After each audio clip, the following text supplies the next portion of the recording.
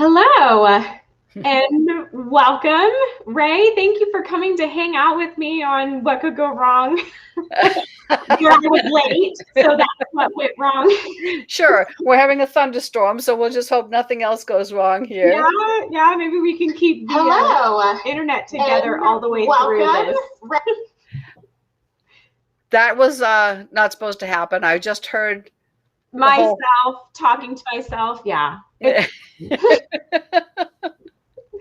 It's playing over here so I can respond to LinkedIn, but I didn't turn the volume off. This is why my show is called What Could Go Wrong, so that way it just opens up the possibilities for all these wonderful things. Well, you've got so much technology going on that you can count on things going wrong. 100%. Yes, absolutely. It's good to be here, though. Yeah, well, I'm so excited that you came. Honestly, it was kind of like a fangirl moment when I was like, ooh, I'm going to ask Rae if she'll come on my show and talk with me some. Because both of your, what if everybody understood child development, those books, I used to train on when I was a director. And so we had whole units around this concept of training. And so when I found you on LinkedIn and then you agreed to come, I was like, oh my God. Oh, that just amazes me. Thank you. It totally makes my day. It's I just do my thing here and then send it out into the world and hope it makes some difference. Totally. I love your line of thinking and the questions that you ask. And honestly, they were great training pieces. And yeah, so I was super fangirling when you said that you would come on and hang out. Thanks, Kelsey. That's so cool. Yeah, so your background is all things education. I was actually rereading your bio yesterday when I was putting this out, and you've worked with all kinds of really amazing pieces of education in Sesame Street and all these different things. Like, can you condense that into how do you usually introduce yourself and what do you do? Oh, gosh. Well, I just, I call myself an early childhood education consultant, and my mission is to ensure that children get the chance to be children, which seems like a ridiculous thing to have to say, but we do have to say it, and that child development guides all of our practices, with the children, because I don't see a lot of that happening. So that's my title and my mission. I've done some really interesting consulting projects. The Sesame Street one, I actually remember. I was there a couple of times. They had, I don't know if they still do it. They had a games theme one year, and I went to talk about why cooperation is more important than competition. And I reviewed a script once for Blue's Clues. But, all the others, I had in a file cabinet, and I went a little crazy purging one day. And I thought I was going to get rid of the whole file cabinet, but I didn't. And now I've got an empty file cabinet and no memory of what I did for any of these companies. So don't ask me. Yeah, I mean, they were good things, child-related things. Yes, I hope so. Yeah. It's been, I've been in the field for 41 years. Oh my gosh. That's amazing. It really is. I mean, it'll wear you out. I've been, 2006 was when I started in early education, and so I'm not close to yours, but it's been a while. And I remember actually being on campus in the classrooms and then teaching and all of that. Like, it is a it can be a high stress situation. I think part of it is because we care so much, right? I mean, we just care so deeply, and that's a recipe for burnout. Yes. Yeah. Actually, one of the online courses I created is on burnout. Too Tired to Teach, it's called. And yeah.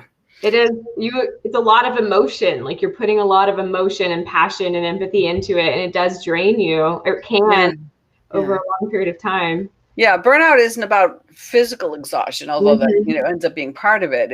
It's about that mental exhaustion, the emotional Right. exhaustion, especially if you feel like you're beating your head against the wall, as so many early childhood professionals are these days with, these arbitrary standards and Mm-hmm. stupid tests, Yes. to put it bluntly.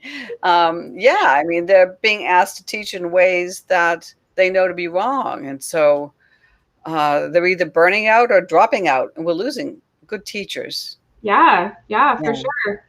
And so okay, I knew of your books. Actually, one of my professors, when I was finishing my child development degree, taught from one of your books in my class, and it was part of our reference materials. And then I used it in my final essay for that class. But then when in the last most recent job I had on a campus when I was directing a school, they brought me into a school that was 30 plus years old. They had been running for a long time. And a lot of the practices were just the same practices that they had done 30 years ago, and are a little outdated based on what we understand about child development at this point. And so they were still doing them because it's what they'd always done. So when they brought me in, that was my first task was, why are you doing these things? Can you prove to me that this is the best route to take? Oh, good for you. And that was challenging. People had a really challenging time, one, admitting that that may not be the best thing to do, and two, that they also didn't know why they were doing it. They just Yeah, I mean, change is hard, and we've always done it this way. It was one of my least favorite sentences in oh my gosh, in the yeah. English language, but it's very, very common. And there are times, just as a weird example, when I look at some way I've organized something in the kitchen, I think, why did I do it this way? And it's because when I first moved in, I just put it there, and it's always been done this way. So I kept it that way until the light bulb went on. So good for you. Good Yeah, for I think you. it can be, that's a lot of what I do in my work now is going into education companies, businesses, even individuals now and saying, that's an interesting practice. Can you tell me why you do it that way? And sometimes they're like, oh yeah, it's absolutely because this and this is why and this is why we sustain it. But many times it's like, well, Yeah, yeah. Well, I mean, like you say, we have so much more research now. Child development, yeah, brain research. I can't think of anything besides education that has stayed the same over the last 150 years. I mean, at this point, I've seen a lot of change in my lifetime, and most of it has come in the last couple of decades. yeah. But, education isn't changing unless it's for the worst. Yeah, which is crazy because we've never had more research than we do Yes. now, and Yes, we seemingly do all the research and proceed to ignore it. And then countries less. like Finland take our wonderful research and actually use it. What a novel idea. And they excel and have all of these things. But like one of the biggest things I remember, I was touring the school before I took the role, and I'm walking through a class or walking past classrooms. They had 240 students on the campus, so it's a decent sized school. And I see a 2-year-old sitting in a corner, facing the corner, back to the rest of the class, like this close to the corner. And the rest of the 2-year-olds in the classroom are sitting at the tables and doing worksheets. And I was like, I can't believe that this is still happening in classrooms, in schools, when it was 2019, 2018 at the time. And I remember thinking, what? Oh, yeah. Well, it's happening in 2021. I mean, the stories I hear just, they often make me cry. And Yeah. I'm sure that's what all the white hair is about. It has nothing to do with the fact that I'm really old at this point. I mean, let's see. The mother who enrolled her child in preschool prep at 4 months old. I mean, what do you do at 4 months old in preschool prep?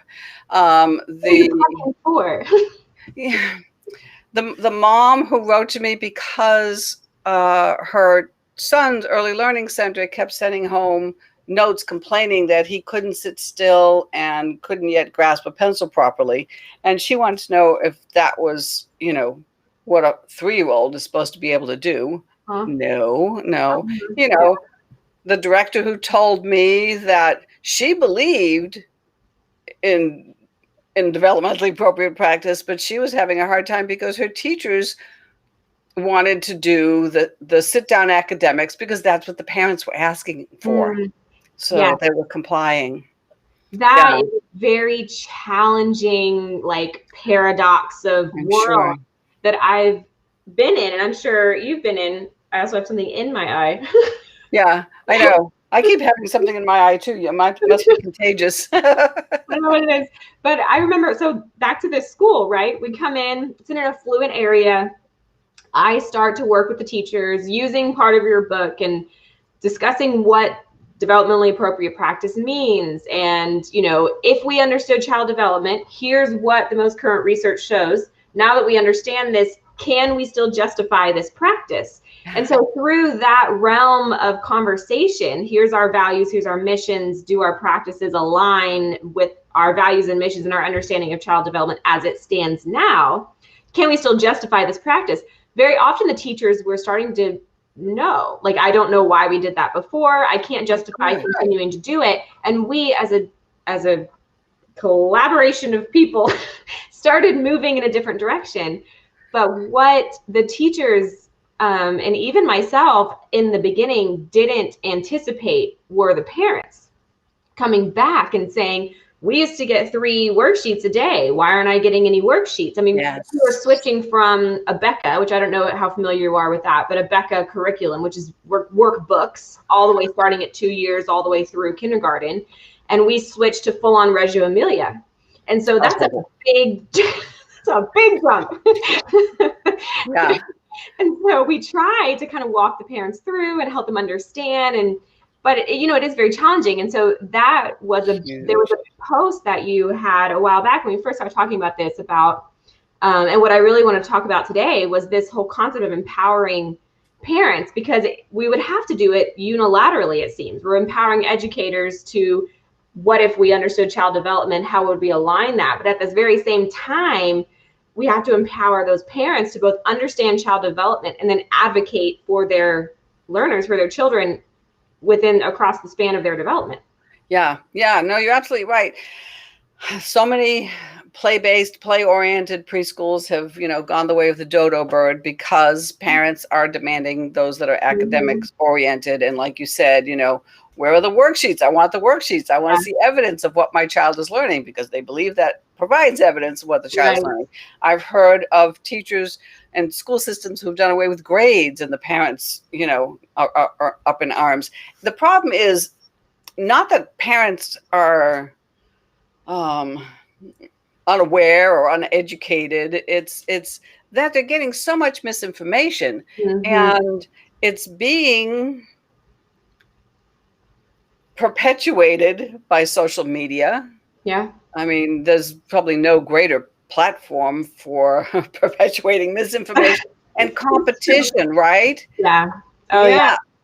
My child is reading at 1 month old. Why isn't yours? I mean, that's an exaggeration, but just yes. I mean, we could scroll through Instagram right now and find just a wealth of those type of things. Yeah, I mean, it's scary for a parent. I say it over and over and over again, there is no easier group of people to scare than parents. Oh my gosh, yeah. Because we're so heavily invested and we're nervous and we're anxious and we're caring and like all of those things. Yes. Deter them quickly. Yeah. The 2 things that haven't changed throughout history are, parents want the best for their children and they worry about getting it wrong. Yeah. I mean, that's a lot of pressure. You're forming a human being here who's going to go out into the world. Yeah, it's really scary. I get that. So, when you've told someone that you haven't enrolled your child in 48 organized programs and sports and such, and they look at you like, oh my God, what's the matter with you? Your child is going to fall behind. Yeah. It's really easy to get scared. Yeah. So yes, I do believe I tell educators all the time that it's incumbent upon us to inform parents of, what's a myth and what's reality, what's false and what's true. I have a new program for parents called The Truth About Children, because I know that the educators need some help with it, you know. Yeah. Parents, you know, most parents are not in a profession that required them to study child development. Right. Yeah. And they sure don't have the time to keep up with the research. So, you know, so we as professionals need to sort through it for them. Because it's, you know, we talked about teachers burning out and dropping out because they're being asked to do things that they know to be wrong for the children. Yeah. So it's impacting the teachers. It's certainly impacting early childhood education. And I think it's having a devastating effect on the children. That's why I say we have to do what we can to ensure children get to be children. Because, you know, all these myths floating around, of all of them, the biggest, I think, is earlier is better. Oh my gosh. Yeah. So that's why, you know, we've got the 4-month-old in preschool prep, and the mom who said to me, I'm under so much pressure to enroll my 2.5-year-old daughter in the local competitive soccer program. I mean, foot-eye coordination isn't fully developed till 9 or 10. I have so many thoughts on that. Yeah. Yes. I know. Me too. So the children are being pressured to do things they're not developmentally equipped to do. And when they can't do it because they're not supposed to be doing it yet, they feel like failures at 3, 4, 5 years old. They want to please us. They want to please the important adults in their lives. And it's frustrating. They become anxious and depressed. I mean, we have, you know, little ones on antidepressants these days. If you look it up, if you Google it, you'll get depressed yourself. You know, it's horrifying. You Google the thing about depression, but it's so hard. And I have two kind of thoughts on that. So going back to the initial part of our conversation when we were discussing these play-based schools that are kind of just disappearing into the atmosphere. What'd you say? The way of the dodo bird, right? It is, you know, it is really, really, really hard because you have to, one, stand very strong in what you're doing and knowing that that's the best thing to do as an education platform, but then two, become very empathetic and communicative with the parents that you're walking through this program, and then giving them the tools to be empowered advocates of what they're choosing to do, right? There was a lot of that. There was a lot of me in my role talking with parents about, here's what this means, giving them information, honestly, giving them responses when their mother-in-law said, I can't believe you have your child in, you know, here's a good way to respond to that. But also very tangibly, it was, we had to find, we spoke of evidence, right? We had to find a new way to present active evidence, right? Because we're doing experiential learning. There's not a lot of, it goes home, it's the product. I mean, it's the process over the product. A lot of times there's not even a product, right? So parents had to kind of be transitioned into this new experience. And we had to, as a result of that, come up with new strategies of communicating with the parents. And for us, it was a platform where you could send pictures and notes and whatever, and let them kind of see what was going through their day. But at the same time, we were teaching the learners what it was like to learn inside of a play-based environment. We were also having to express that to the parents of what it was like for their child to learn inside of a play-based environment at the same time. And that was very challenging. Yeah. What was the reception from the parents? We actually it went really well. I mean, we had a very low ratio of students inside of our classroom. So if we had 240 students, you know, the biggest classroom we had was 12-2, and that was our oldest rooms, right? So there was a lot of communication, a lot of hand holding, and then a lot of me and my administrative team being available to answer questions and you know, talk about what we did today and why you didn't have a art project and why all the art projects on the board don't look like all the rest of the art projects on the board. You know, just a lot of 30 years worth of schooling being, you know, taken away.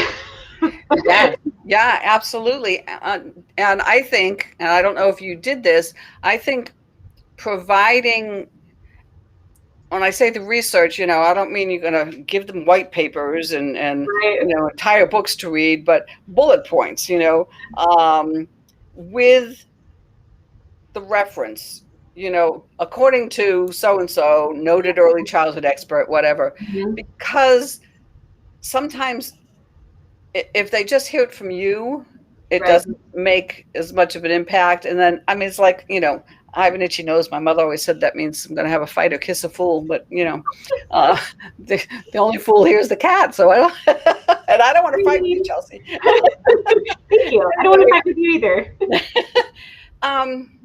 It's like moms, they say something to their child over and over again, and it goes in one ear and out the other. Or when I was teaching at the university, my students, and then suddenly they hear the same thing from someone else. It's like, oh, wow. Yeah. Okay. Yeah. I mean, it suddenly has validity. So did you provide that little bit of research when you were? We did. We worked at our biggest platform for doing that were our social media pages. So instead of just posting, here's our event, here's our this, here's upcoming, bring your color red, whatever for this upcoming thing, we used it to also say, hey, did you know these 2 things about child development, or did you know these 3 things? And then providing those references. And they could choose to go and read that article or go and buy your book. We would quote things from there, or they could just take it. But it was really about kind of having the information, giving them what we could, and then allowing them to take it and do what they were going to do with it, but kind of empowering them to decide where they wanted to go from there. That's great. And I use the word empowering, you use the word empowering. I think that if we can get parents to the point where they do feel strong enough to say, if someone says to you, well, your child isn't working on letters and numbers yet, aren't you afraid he's going to fall behind? Where the parent can say, I trust that nature intended children to learn through play. Mm-hmm. Just simple bullet points. Play as a biological drive. And we can't, I mean, why should, who are we to imagine we might have a better plan than nature's, and understanding, they really need to understand that child development cannot be accelerated. It can't be hurried. Right. Yeah. So why are we trying so hard to do it, And don't you think it's interesting that maybe the most common thing parents say about children is, oh, they grow up so fast. And yet we're hurrying them into adulthood. Yes. And I think a lot of it goes back into that competitive, we're always comparing and their child and this child and that. And it is scary. It's hard. And a lot of times, when I spoke with parents, I've been hanging out with children birth to 8 since I was, birth to 8, right? Like I've been in early education. That's all I've ever done. So I had kind of a big market sampling of what it looked like to be 4. But what I heard from so many parents, especially parents who worked outside of the home, was, I don't know what a 4-year-old's supposed to be doing. So I'm just kind of gathering information from, their cousins and this kid and my friends this and they're taking this base sampling and then comparing it to their kid and then making assumptions based on the closest 5 kids around them. And who knows what that looks like. Right. That can be very challenging. Right. No 2 children are the same, not even identical twins, And I think it would comfort and empower parents to know that the cognitive, social, emotional, and physical domains all develop at their own rate. So, Sammy might be brilliant on the soccer field at 4 years old, right, which would make him very advanced, but perhaps socially awkward. Yeah. And, Jack might be just really a whiz kid intellectually, but a little bit clumsy. So, I mean, they all develop at their own rate. And we can't look at Sammy or Jack and say, oh my gosh, my child is falling behind. Yeah. The other piece of information parents really need is that children who are encouraged to do things before they're developmentally ready. Well, let me put it the other way. Children who do things when they're developmentally ready, who acquire skills when they're developmentally ready to acquire them, will catch up to and often surpass those who were encouraged to do them before they were developmentally ready. And you take something like reading, Chelsea, that by third grade, you can't even tell who read early and who read late. No. And we know that the average age for reading is 6.5, 50% before and 50% after, which, I don't do math. So, but you've got, the Common Core standards that got them into the minds of everybody. And now we have the mindset that they have to be reading by the end of kindergarten, and it's nonsense. Yeah, it doesn't make any sense. There's something that there's this whole thing around about the learning loss that happened as a result of COVID. That's exactly, this is why I love you. Okay. Like, that was my exact, we're saying what now? We're saying there's learning loss? Yes.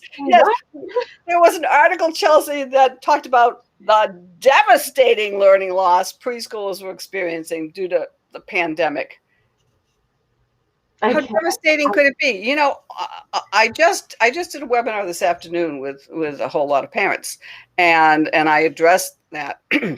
It's, if you're worried about learning loss in your preschooler, though these people who are screaming about learning loss in the preschoolers, because of course the parents are worrying about it because everybody's screaming about it at them.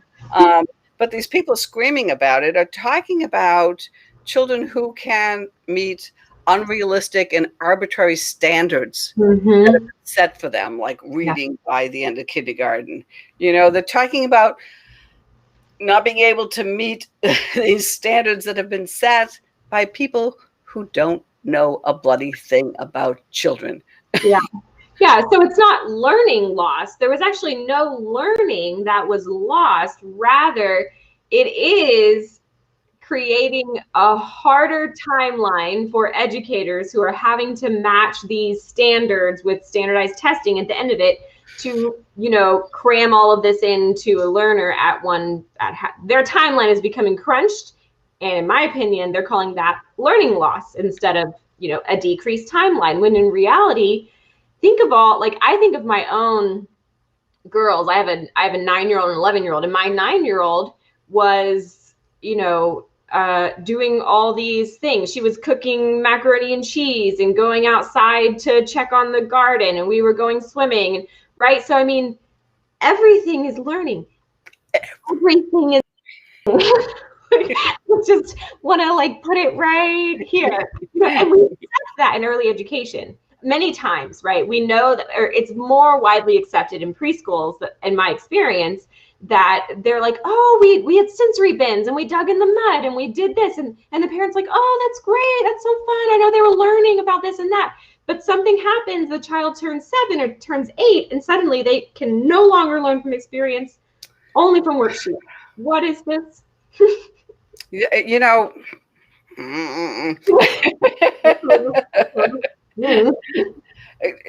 Children in grades 4 through 6 are there's there's too much to say about it. There's just too the children in early elementary are more like their preschool counterparts developmentally than they are like the upper elementary children, is what I'm trying to say. So I don't know. But we know the research tells us the more senses we use in the learning process, the more information we retain. Right. So it's not, it doesn't stop at any age, really. I always use the example of my learning to crochet a new pattern. If I'm just reading the worksheet, the instructions, they don't mean a darn thing to me. I have to be doing it at the same time. I say it out loud. I get as many senses in there as possible, and then it makes sense to me. So, there's a surgeon in England.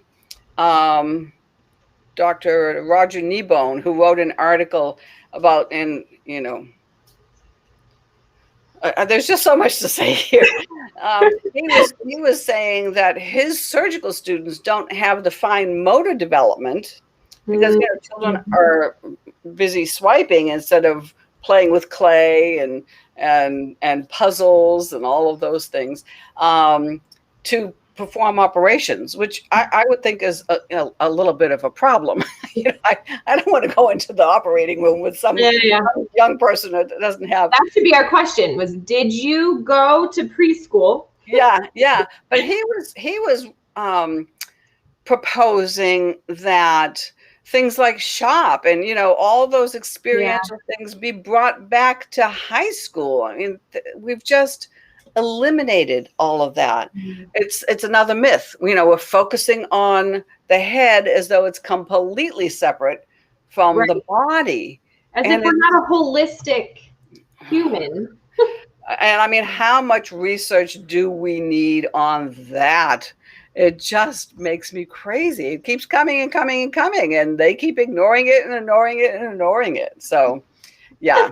There are many, many, many rabbit trails of that topic for sure. Yeah. One of my congressmen, he does these. He calls them town halls, and he does them by phone. You pick up the phone, you listen to him talk about what's going on, and then you can press *3 to be put on hold to talk to him. And somebody I know, was kind of fun to hear her asked about the universal pre-K, and he was talking about how important it was, and yes, he supported it, but he said, and not just.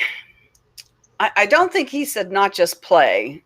I was waiting to hear what he said. I think he said something about not just daycare or something, but letters and numbers. Well, I pressed *3. So all the *3s right there. Yeah, I didn't get on. Time ran out. I did get to tell one of the aides who came on the phone, why I was calling, but and I keep tweeting at Secretary Cardona and FLOTUS and POTUS and all the usses. Did you send them all a copy of your book? Like, just here, take this. That's a good idea. That is a good idea. Except I met a policymaker I'm in Northern Virginia, and Northern Virginia AEYC did a wonderful afternoon of an advocacy summit. Yeah, because they're very active. Yes. All of the ACs. Yeah, and this was back, when you could go to these things. Yeah. And I was really pleasantly surprised to see that there were state legislators there who had taken time from a Saturday, to talk with us. And, one of the things this young, everybody's young to me, youngish man said was that we don't know it's important unless you tell us. And, when you think about all the stuff that must come across their desks. Oh, yeah. So yes, we have to call attention to our issues. But I had a nice chat with him afterwards. Sent him my book. Never heard a word. So I think that probably. We send them the bullet points, just like we did with the parents at the beginning. Like, we're going to take you through the bullet points. But I think this is a huge issue. I know it's a huge issue for you too. Is that in the example that you gave of the congressman, he's speaking about universal pre-K as if he understands it and the impact of it. Yeah. Right? Yeah. I mean, just in the fact that he believes what he said is developmentally appropriate practice or relevant in any world of early education is ridiculous. Yeah. Yeah, it is. It is. Alfie Kohn, I love Alfie's books because he's so fierce.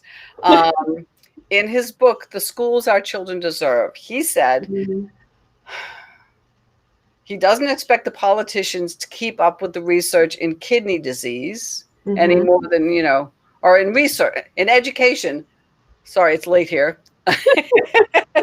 He doesn't expect the politicians to keep up with the research and education any more than he expects them to keep up with the research in kidney disease. The difference, he said, is that they're not telling the doctors when to prescribe dialysis. Mm-hmm. They are telling educators how to do their job.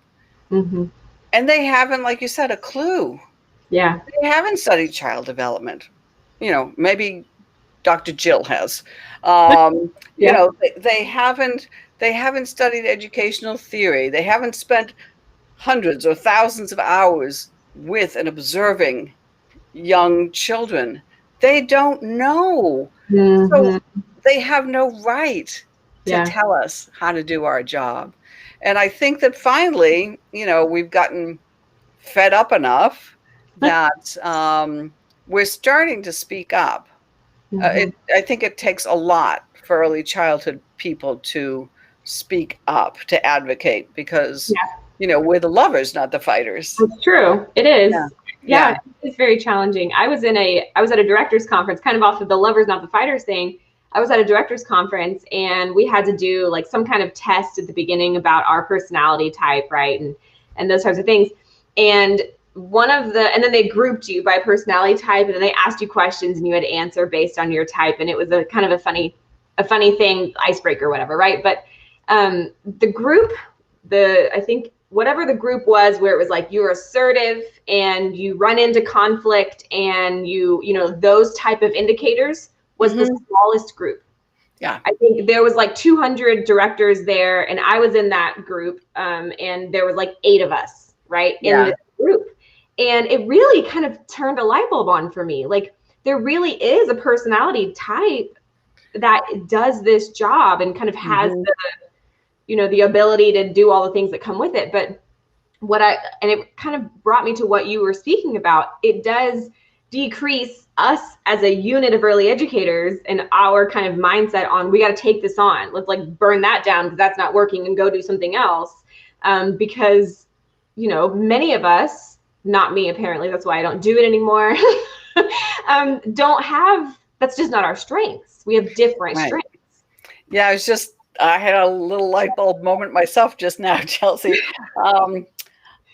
I got discouraged just like that because he didn't, I did try to call once and never heard anything. And that was it. I should have kept fighting, I should have kept pushing. But I've written an online course. I have one available now on being a champion for play and whatever it is, joyful learning. Yeah. And I'm writing my 22nd book now is called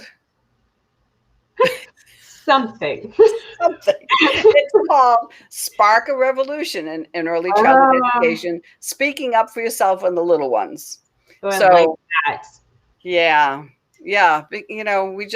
Because advocacy doesn't have to necessarily be about fighting. Right. It doesn't have to be about, that was a bad, I was just going to say storming the Capitol, but that was. Let's not use that analogy. We'll just use a different one. That doesn't, mean having to testify before Congress, which is, a terrifying thought. I would be shaking. It can be, much simpler than that. I mean, starting with the very, very basics, using our words, which is something we tell the children all the time. The children all the time. Yeah. We need to do the same. We are not daycare workers. Oh, no, we can't use that. It just, nobody thinks of that in a positive way. We are childcare professionals, we're caregivers, we're early childhood teachers, anything else. Yeah, I mean, but I think that what you're saying is right? It does not have to be this, we're going to take on everything. And, I am more of a, let's jump off the cliff and burn things down along the way. But that's just who I am. But overall, I like to say it's about speaking intentionally and intellectually, right? So you can go in and very calmly, quietly, empathetically speak intentionally and intelligently. and share what you need to share on that and help move the progress forward. It doesn't have to be burn it Yeah. all. I'm there to burn it down. If you go burn it down, take me with you. I'm there. But overall. Yeah, and I really like your point about, the little messages that you sent to the people, just, little drip, drip, drip, drip. One conversation at a time was kind of the basis behind it. Yeah, exactly. So, yeah. Just trying to see the comments without my glasses on. Oh, that's okay. They're just saying, hey. Okay. Yeah. So we've covered a lot of ground. I think there's a common thread through here, and no one that hangs out with me at any point in time is going to be surprised by the common thread that I'm about to say lives, because it's pretty much the common thread that I find, through every conversation that I have. But essentially, it's about having this mindset of empowerment and growth mindset, right? So we're going to go at this from, we don't have a fixed mindset. Just because it's been that way doesn't mean we can't shift it. And then we are empowered to advocate. And I think that covers all of the different parties that we spoke about. I mean, we spoke about early educators, we spoke about parents, and we spoke about the learners as well, right? Which should kind of fall into that. This is a mindset that we're looking to pass on in those learners through modeling and our actions. But I think, to speak for myself, I'm a fairly, trying to think of a good word, fairly rebellious educator and parent. Okay. I love it. So even in that, even where I'm like, the research doesn't show that, I will sit with you and discuss with you why you're wrong, or why you may be, at a different place of understanding, right? And I've always taken on alternative education, non-traditional, let's do play, and kind of bucked the system, if you will.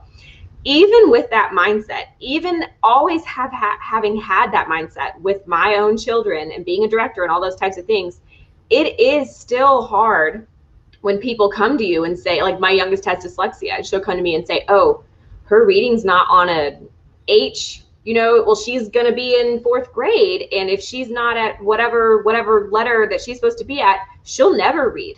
You need to have this and that and the other. And even knowing what I know, it's still having to take that in and go, and I have someone that I can reach out to and go, I'm going to jump off the ledge. Like, my child is going to fail. They're never going to be anything. This is what's happening, and walking yourself through that. And that's hard for me, even in my field. This is my world. Yeah. I can imagine the parents who don't have this type of background and being able to kind of process that and then be empowered to move forward in that. So if you were to, if a parent came to you and said, like you've had before, people are telling me that my child's not doing X, Y, Z, and they know that that's not true, but they're still having to process the emotions that come with that response. How would you walk them through that? Oh gosh, I don't know. First you give them a big hug and yeah. I'm a hugger. Yeah. I would reassure them. I think that they just need the support, and the reassurance that they're doing the right thing. Yeah. And if you can, tell them, if you can give them a little bit of research or information. I mean, how many people think of play as a biological drive? I mean, it's no different than eating, sleeping, and breathing, right? Right. Yeah. But people don't know that, and if you tell them that, it's just as ludicrous to keep children from playing as it would be to try to keep kittens, puppies, and baby goats from playing, just go to YouTube and look at the video of baby goats in pajamas. I will never come out of that hole. Do not tell me. Oh, you have to see the baby goats in pajamas. I mean, frolicking and leaping and jumping, and just there's so much joy there. I don't know if baby goats feel joy, but I think that they might be miserable if we pen them in and said you can't do this. Yeah. So I think just providing the support and the reassurance, and if necessary, the bullet points of of the research. Yeah. You know, maybe give them some talking points so that they have them. They know what to say. I bite my tongue a lot. Oh my gosh, yes. A lot. I mean, if I hear one more adult say "good job" to the children, I may not be able to hold my tongue. You're gonna bite it right off. Yeah, you know, I have two little adoptive grandsons, and one of their real grandmothers likes to hand them the phone, and you know, I bite my tongue. I might have to say something to their mom. Yeah. But yeah, you know, so yeah, it's hard. It is hard. And I think when I was walking some parents through that, a lot of times the first response or the first kind of tool that I would give them was what you were just saying. Not every action requires a response. Firstly, right? You don't have to respond to that. You do need to process. There are some gestures you could use. Yes. I mean, you do need to be able to kind of take that in, figure out how it feels to you, and then figure out what to do with it internally. But you don't have to respond to that externally to that person. And then the other two things that I would say for parents was, if you do choose to respond, it's response and research, right? So we used to give like one-liners. Like if someone says that to you, your response is, you know, this one line. And it's kind of like an affirmation, and they don't even know that, right? It's like, I'm so thankful. If someone comes to you and says, your child, I'm so concerned that, you know, Rae is behind in reading, and I've noticed this, and I'm just really, I don't know that she's going to be where she's supposed to be in the future. A great response to that is you're affirming yourself and your child, because a lot of times, unfortunately, your child's standing here. Yeah. And you can respond and say, I am so thankful that my child is experiencing learning in the way they are. I'm just so thankful that they're experiencing learning in the way they are. Oh, and I love it. Not a question. You know, you're affirming your child, you're affirming yourself, and that person's like, wait, what? Right. There's really no rebuttal to that. That's good. Yeah. And then the other one would be the option of if you choose to add research to your response. So there's the option of no response, simple affirmative response, or if you choose to add research response, like what you had said, your response could be, I'm so thankful that my child's experiencing learning the way they are. Isn't it interesting to know that play is a biological response? Still, you're not asking any questions. You're making a statement. You're not opening it up for conversation because they most likely disagree or don't have the information to engage in that conversation. So it can very simply I wrote it down. I won't remember it, but I'm definitely stealing it. But I mean, it is so much simpler to kind of remain in that empowered state, because that can steal the power that you're feeling for yourself and for your learner as a parent. And to remain in that empowered state, I think, is a lot simpler than we think. It's not burning things down and, you know, carrying a sword. Right. You can't. It seems to me that you can't change people's minds very easily. So you just have to be strong in your own belief and say, you know, this is who I am. This is what I trust in. Yeah. But it was really interesting that you said you have to go through that whole process sometimes yourself, even knowing what you do. And it reminded me that, you know, I'm a big follower of Lenore Skenazy, who is about free range parenting and has all the statistics. I mean, the statistics show that this is the safest time in America to be a child. And yet, you know, we're terrified. You know, a friend of mine said she doesn't let her son go outside by himself. And I said, how come? And she says, because you never know who might be lurking around the corner. And that's a very common belief. The chances are a bazillion to one that anybody's lurking around the corner, you know.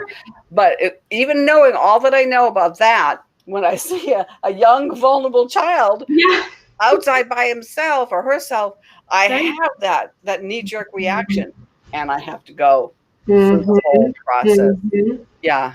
I mean, we do. We have to walk ourselves from our downstairs brain back up to our upstairs brain.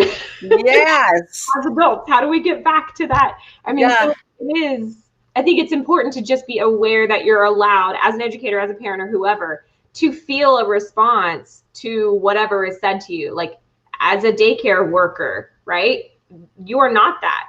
But very often, people are going to refer to you as that. And it's very unlikely that you're going to be able to change that very soon. And so you have to work on, what does that look like for me to respond?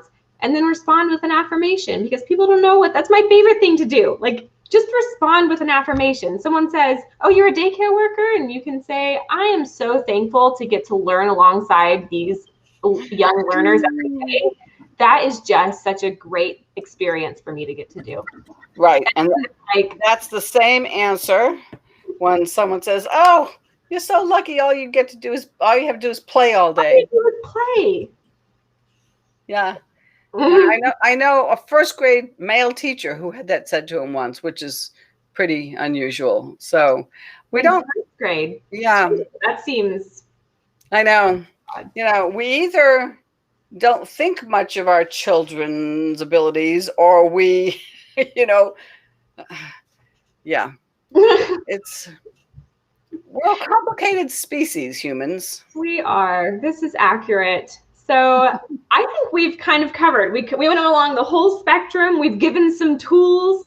And I know I'm going to say, before I ask you where everybody can find you and that type of stuff, if you have not read Rae's books, apparently she has 22. I didn't know this, but I love What If We All Understood Child Development. And there's another What If one that I'm like blanking on. Yeah, it's What If Everybody Understood Child Development, and What If We Taught the Way Children Learn. Yes, what if we taught the way children learn? Like a real duh question. I love it. We have amazing answers. Like, what if we allowed children to play? Like, these are my questions, but they what are. If we allowed child development to guide all of our practice with, with them? What if we use the research? Hello. I know. So, like, if you are a parent, educator, or just interested, or a policymaker, definitely check out these books. They're great. I love them and have used them in so much training. So definitely do that. But now, since you're like here live and in person, tell us where to find you, how to get in touch with you. What do you do? What is all that like, stuff is, everything you want to know about me and more can be found at raepica.com. It's just RAEPICA.com. If you're a parent, up on the header, there's, for parents. If you're interested in my online courses, click on online learning. Yeah, it's all there. Yeah, the keynotes and the staff development is all virtual these days, and honestly, I'd be fine if I never got on a plane again. And I actually feel closer to the people when I do it virtually. It's kind of been interesting. Yeah. So yeah, all that stuff is available at raepica.com. Uh-oh. Uh-oh. Oh, there you are. You froze for a second. I was like, you've done that a couple of times too, but you came back. Well, you're on LinkedIn and like whatever their social platforms do you hang out on? Well, on Facebook, it's Rae Pica. I don't know if it's Rae Pica Keynotes and Consulting or Rae Pica Consulting is my business page. And that's the best place to keep in touch, and that's where I share all the good stuff. And Twitter, I do my what ifs on Twitter. That's just at Rae Pica 1. Somebody actually took at Rae Pica. I can't imagine why. So I'm Rae Pica 1. Well, cool. Well, I've loved our conversation. This is great, girl. Like, I took notes. It's been a great conversation. We covered a lot on empowering and universal pre-K, kind of some things around policies and child development. So many of my favorite topics, like shoved into a conversation. Yeah, and I have this feeling we could talk about them all for hours. Totally could.